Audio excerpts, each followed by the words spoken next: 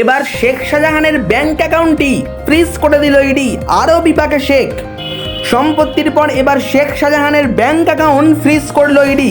ED সূত্রের খবর, শেখ শাহজাহানের একটি ব্যক্তিগত অ্যাকাউন্ট এবং তার মাছ ব্যবসা সংক্রান্ত সংস্থা মেসার শেখ সাবিনা ফিশ সাপ্লাই অনলির একটি ব্যাংক অ্যাকাউন্টে যাবতীয় আর্থিক লেনদেন বন্ধ করতে চেয়ে সংশ্লিষ্ট ব্যাংক কর্তৃপক্ষকে চিঠি দিয়েছিল তারা।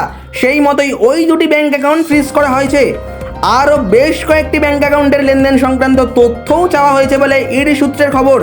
ইডি সূত্রে প্রাথমিকভাবে জানা যাচ্ছে, শেখ শাহজাহানের একাধিক ব্যাংক অ্যাকাউন্টের মাধ্যমে 137 কোটি টাকার লেনদেনের তথ্য পেয়েছেন তদন্তকারীরা। ইডির আধিকারিকদের নজরে রয়েছে প্রায় 15টি ব্যাংক অ্যাকাউন্ট। নিয়ম মেনে এই অ্যাকাউন্টগুলিতে আর্থিক লেনদেন হয়েছিল কিনা তা খতিয়ে দেখছেন তদন্তকারীরা। ইডি সূত্রে আগেই জানা গিয়েছিল, মাছের ব্যবসার আড়ালে নানা কুকর্মের মাধ্যমে অর্জিত কালো টাকা সাদা করতেন শেখ শাহজাহান। এক হাতে নিজের টাকা দিয়ে অন্য হাতে সেই টাকাই আবার ফেরত নিতেন সন্দেশখালীর বেতাজ বাদশাহ অর্থাৎ শেখ শাহজাহান।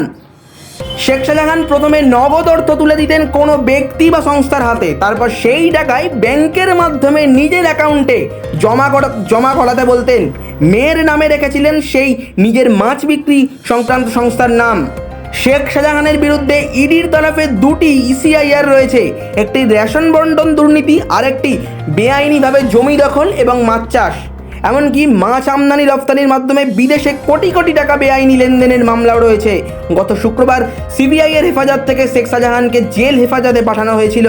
বেআইনিভাবে জমি দখল এবং মাছ আমদানি রপ্তানি ব্যবসার মামলায় শনিবার সকালে শেখ শাহজাহানকে সংশোধনাগারে নিয়ে গিয়ে জেরা করার আবেদন করেন ইডির আইনজীবীরা। আদালতে ওই আবেদন মঞ্জুর করা হয়। এরপরেই শনিবার দুপুর থেকে বিকেল পর্যন্ত শাহজাহানকে সংশোধনাগারে নিয়ে জেরা করা হয় ইডির তদন্তকারীদের তরফে। তারপরই তাকে গ্রেফতার করা হয়। এখনও পর্যন্ত প্রশ্ন উঠছে, মাছের ভেড়ি ও মাছ ব্যবসা নিয়ে যার এত কুকীর্তি, সেই শেখ শাহজাহান কিভাবে প্রথমবার জেলা পরিষদের সদস্য হয়েই মৎস্য ও প্রাণী সম্পদের কর্মাধ্যক্ষ হয়ে বসলেন। Bureau report, D Bangla news.